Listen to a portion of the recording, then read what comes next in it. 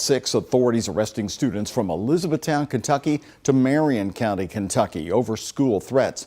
And in Jeffersonville, Indiana, police have charged a 12-year-old for a social media post saying that there would be a school shooting. Officials didn't find any credible threats. WHAS 11 senior reporter Isaiah Kim Martinez and our senior photojournalist Alyssa Newton explain why more arrests could be on the way. Police Chief Kenny Kavanaugh says his detectives knew early on there were no credible threats at either of these middle schools, but he says they weren't taking any chances, and that includes efforts to make sure neither of these students had access to guns. Students at 2 Jeffersonville schools in southern Indiana closing out a week riddled with anxiety. Authorities alerted to social media posts saying there'd be school shootings at River Valley Middle and Parkview Middle. Those threats weren't real. We're playing and we're making games of tragedy that's happened to occur in our country. This occurred on the day of 9/11. That's really even sad for that day for this to happen to occur.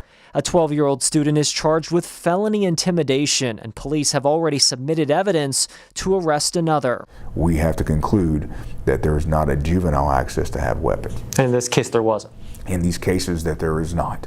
Jeffersonville Police Chief Kenny Kavanaugh says his team, along with help from the FBI, continue to pour more resources into assessing potential danger at schools. Just over a week removed from the Georgia school shooting that rocked the country, children in Kentucky are also in custody for making fake threats. The brain does not function well when it's in a fearful state. Former Oldham County School Superintendent Greg Schultz believes the key will be getting to the root cause. That child needs some intense counseling and needs to figure out why they even did that from the first spot. Officials are putting some of the responsibility on the parents. Despite social media, what is your expectations out of you with your relationship with your child and your child not hurting someone else or hurting society? Chief Kavanaugh telling me they're also investigating adults who shared these posts instead of alerting authorities, saying they played a role in stoking fear in the community.